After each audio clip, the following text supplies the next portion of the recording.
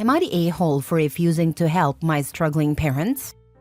Original post. I really need an outsider's perspective, so let me know your thoughts. I met my husband when I had just turned 21. It was at my friend's sister's wedding. My friend invited me because her sister was getting married, and that's where I met him. He was super handsome, and we were seated at the same table, not knowing many people. My friend was a bridesmaid, so I was kind of bored. He started talking to me and joked that we were at the loser table since it was full of random people. He wasn't wrong. We ended up having a great time, laughing, drinking, and dancing. I really liked him. When I told him I was in university, he asked how old I was. I told him I just turned 21, and he instantly got turned off. He thought I was older and closer to his age. He was 37. I asked him to come back to my place, but he was super honest and told me I was way too young for him. He said he'd had fun hanging out with me but wished me the best. I spent 30 minutes trying to convince him to give me a chance. I was drunk, lol. He said he'd consider it if I was over 30, but also mentioned I'd had way too much to drink, so it just didn't feel right to him. Fast forward a year, I joined online dating and came across his profile. I messaged him, and this time I managed to convince him to go on a date. A year later, I introduced him to my parents, and my dad absolutely lost it. He kicked us both out and said I wasn't welcome home unless I broke up with him. Every time I tried reaching out to my parents, the first thing they'd ask was, "Are you still with him?" If I said yes, they'd hang up. Eventually, we eloped. My husband has been amazing. He supported me while I got my master's and landed a great job. That said, his job required a lot of traveling to remote areas. When I got pregnant and was really sick and alone, it was rough. I called my mom, left her a voicemail begging for help, and even offered to pay her, but she never responded. After I gave birth, it got worse. Colicky baby, no sleep, and I was an emotional wreck. I emailed both of my parents, begging for help again. No response. Thankfully, my husband got leave approved and hired help so I could recover. That's when I made peace with the fact that I no longer had a family. Now, my daughter is 7, and out of nowhere, my mom reached out about 5 months ago, saying she wanted to see her granddaughter. My husband was hesitant, but I thought it was a step forward. My mom started meeting my daughter at the playground, but she barely spoke to me or answered my questions. My daughter got really attached to her though, and it seemed like my mom genuinely cared about her. Then last week, my mom dropped a bomb. My dad is in big financial trouble, and the bills are piling up. She asked me to help them. I told her that my dad still doesn't acknowledge me, and she barely does either, so I wasn't sure. She said, "Think of it as a loan to me. He won't know it's from you. It's just a small favor to your family after all the embarrassments you've caused us." She kept going on about how what I did was wrong, how they were just trying to protect me from a creep, and how I basically walked right into his arms. I told her my husband is not a creep and that it was my choice. She brushed it off, saying the past can't be changed. Now I'm stuck. If I don't loan her the money, I'm afraid she'll cut contact with my daughter, and that would hurt her. But at the same time, they completely abandoned me when I was at my lowest. My husband thinks she's only using our daughter to manipulate us for money, and honestly, I'm starting to wonder if he's right. Am I the a-hole for refusing to help my parents? Added, since people ask why my dad hates my husband, my dad is a retired cop and thinks he is always right, and refuses to admit he was wrong about my husband. My dad doesn't even really know him. I invited him over for dinner with my parents. My dad saw he was older and immediately asked about his age. He told him to get the heck out of his house within a few minutes and called him a pedo for going out with a child. When I told my dad I loved him, he told me to GTFO and not come back unless I left this old creep. Now for the top comments before reading the update. Wow, your parents really took tough love to a whole new level, huh? It's like they thought being emotionally bankrupt was better than being financially stable. My mom claims she never got any of my voicemails and can't remember my email. Do not accept that. Why did she never reach out? Your sperm and egg donor don't care about you and will never do so unless you adhere to their rules. Live your life the way you want to. If you continue to bring your child around them, you would be the a-hole and will most likely be back making another post about how messed up your family is. Maybe they will manipulate your child. I guarantee they will destroy your relationship with your husband if you give them the chance. She never ever reached out to me nor acknowledged any of the texts, voicemails, or emails I sent. I even sent my parents a handwritten letter before giving birth and told them I missed them. My mom didn't remember that either. Don't give them the money. She can't even ask you kindly without insulting you and your husband? She was frankly a total witch while asking for your help. Don't do it. Go one step further and tell your dad that your mom came begging to you. I guarantee you won't hear from her ever again. My husband suspects it's all my dad's plan.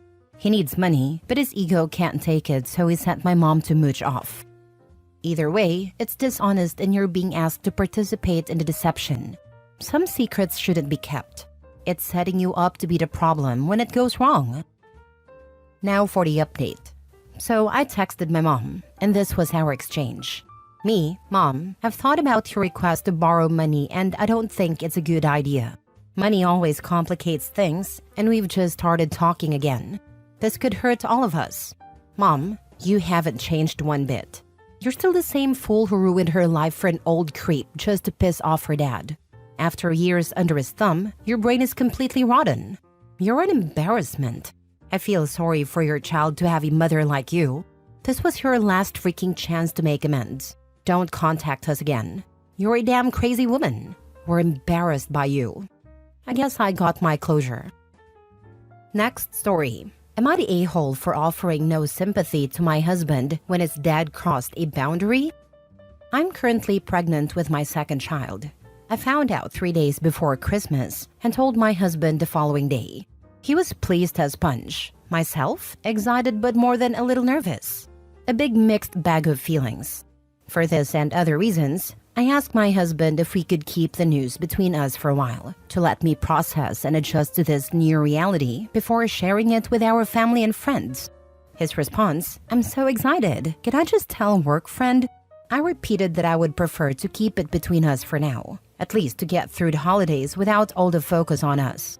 Fewer than 10 minutes later, he says, "Work friend is super happy for us," and I told other friend. She says, "Congratulations."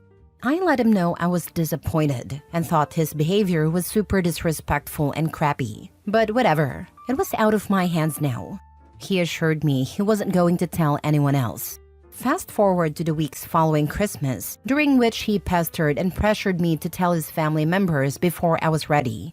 Again, we had his parents casually over for coffee one night, and he let it slip without my consent because he was just so excited. Repeat this process with a few other friends and family members. For whatever reason, he hasn't yet let it slip to his paternal grandparents. Because of this, his dad has been pressuring him to call them. Today, his dad gave him an ultimatum. He would say something before the end of the day if my husband didn't. Husband comes home in a super disagreeable mood and proceeds to vent to me about his dad's total lack of consideration and how angry he is over this ultimatum. I calmly listened to him, agreed it wasn't a nice thing to do, and noted it wasn't his dad's news to share. It was inconsiderate. But this is where I may be the a-hole. I love you, but does this maybe give you some context for how it felt when you did the same thing to me? He then gets even angrier and tells me that it's not the same situation at all, criticizes me for making it about myself, says I have a victim mindset, and insists he just needs support from me and not whatever this is. I then also blew up at him, defending myself, and we've hardly spoken for the rest of the night. I can't wrap my head around him wanting sympathy from me after repeatedly hurting me with almost the same behavior. But is it not the same situation? Is he right? Should I have put my own resentment aside to help him feel better? Did I selfishly make it about me? Maybe he would have made a connection without me pointing it out, or perhaps he would have been more receptive if I had just given him a hug and let him calm down for a while. I don't think so. I'm still livid. But please tell me what you think, outside observer. Not the a-hole. Your husband is a hypocrite. He did the exact same thing to you, and now he's shocked when his dad does it to him? He needs to learn to respect your boundaries, just like you had to learn to respect his. You're not being selfish. You're allowed to be upset. Interesting that his dad is treating him the same way he is treating her. Not the a-hole. He learned it from somewhere. Not the a-hole. You are correct. He is a man baby. You should be even more angry than the initial betrayal, because he clearly hates it being done to him, but is fine with doing the same thing to you. Reconsider marriage and pregnancy. This is the part that has my head spinning the most. He clearly feels it's inappropriate behavior, but not when he does it to me, and then thinks I will feel sorry for him. It's actually insane. It makes me worry about his mental health that he doesn't see how crazy his logic is, and mine. If I were my friend seeking advice, I would be having some words with me. Ugh. Next story. Am I the a-hole for not paying for my parents' mortgage after my sister moved in? For the past 8 years, I, 32 male, have been paying my parents' property taxes and mortgage. They're retired and have very little retirement savings because they put all their money into my sister's 29 female and my education. We both attended top universities and found successful jobs afterward. I felt like I owed my parents for all they sacrificed for me, so it was a no-brainer to help them retire without financial stress. My parents did not consult my sister about splitting these costs with me. Instead, the agreement was that I would get a larger share of the house. Fast forward to now, my sister unfortunately lost her job last year and as a result, doesn't have much savings. She moved in with my parents to save money while she looks for a job. I recently found out that my sister pitched the idea of staying permanently in my parents' house, and my parents agreed. I was furious about this because I had been paying for the house with the understanding that it would eventually be sold and I would receive a larger share. It is very likely my sister will never sell the house and instead raise her eventual family there. Because the original agreement with my parents changed, I stopped paying the mortgage, leaving it up to my sister to take care of it if she is taking over the house. My parents were furious with me, saying I'm too money-obsessed and should continue helping the family while my sister is in a tough spot and still looking for a job. Instead, they're promising that my sister will eventually pay me out for my share of the house, plus whatever else I contributed over the past 8 years. I turned down that offer because there is no real guarantee this will happen, and I don't trust my sister to follow through financially. I may be the a-hole for taking such a cynical stance and leaving my family in financial stress, but I feel like I was already burned once through verbal agreements, and I don't want to get burned again. Edit. My sister is fully opposed to selling the house because of its sentimental value. I'm not on the deed, because when you put someone else on a deed in California, the house is reassessed, and it will double our current property tax. There are also some implications for my parents' social security payments if I do so. I wish I had gotten something in writing, but I felt like an a-hole asking for something like that from my family. It was naive of me to think that way. Now for the top comments. 8 years is a long time to be paying a mortgage with only a verbal agreement. Even if you are/were on great terms, always get things in writing. You could cut your losses here. It isn't likely you'll see your money back. If the house is big enough for your sister and her potential future family to live in, why didn't your parents sell and downsize if it was just the two of them? They may need to anyway if you cut them off. Not the a-hole. This is all around poor financial planning. Your parents should put the house into a trust. Even if you are morally right, if their house gets foreclosed on and you lose your investment while your parents are thrown onto the street, who exactly does that help? The only a-holes I see are your parents for being furious with you, instead of grateful for all the time you've helped. I agree with this. Family does help family, and family should be thankful to one another. Last story. Am I the a-hole for accidentally catching my brother's girlfriend in a lie? I, 19 female, have a brother, 24 male that I'll call Liam. Earlier this year, he started dating a girl he met at his climbing class that I'll call Emma, 26 female.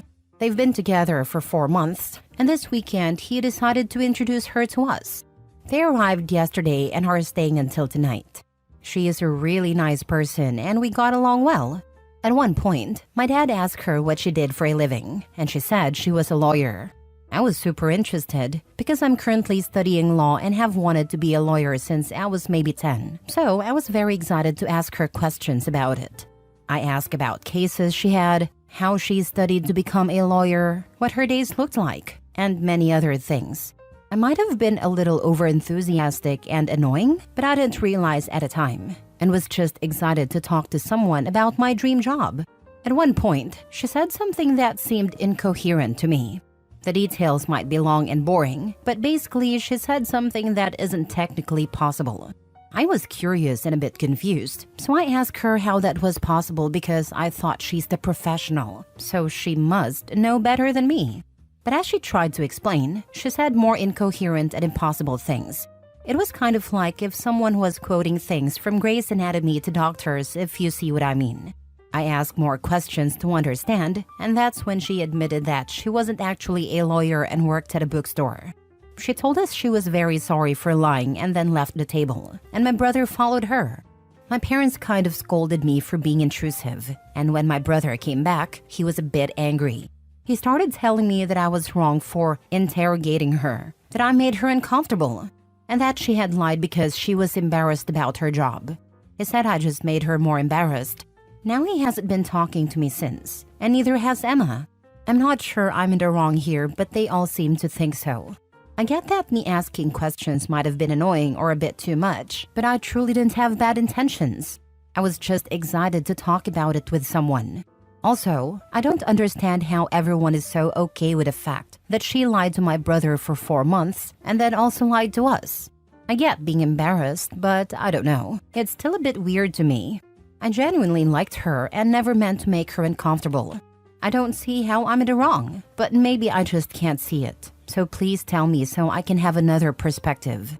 Edit. For everyone wondering if I'm on the spectrum or neurodivergent in any way, I haven't been diagnosed with anything, but many doctors and teachers of mine have mentioned it to me.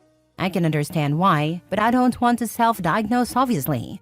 I haven't been able to get tested because my parents don't believe in that stuff. But as soon as I'm fully independent, financially and living on my own, I will get tested. Not the a-hole. She's a weirdo for lying about being a lawyer. And your family is being weird for acting like you did anything wrong when you assumed she was the knowledgeable one and were just trying to grasp what she was saying. It's not like you were trying to catch her in a lie. She couldn't keep up with it and had to out herself to end the conversation. Info. Did your brother know she would be lying about her job and saying she's a lawyer? If he did, that's really weird, considering I'd assume he knows you're studying in that field, so you'd be curious. Plus, if she knew you were studying law, pretending to be a lawyer to seem cool to you is weird as well. No, my brother didn't know she was lying, because she had also told him she was a lawyer when they met, and he also just found out it was a lie. I'm guessing she lied to him when they first met, didn't expect it to take such proportions, and was kind of stuck in her lie. I can have sympathy for that, but it's still really weird. He's probably doubling down and trying to make you the bad guy, so he doesn't have to feel his own embarrassment at being fooled for months.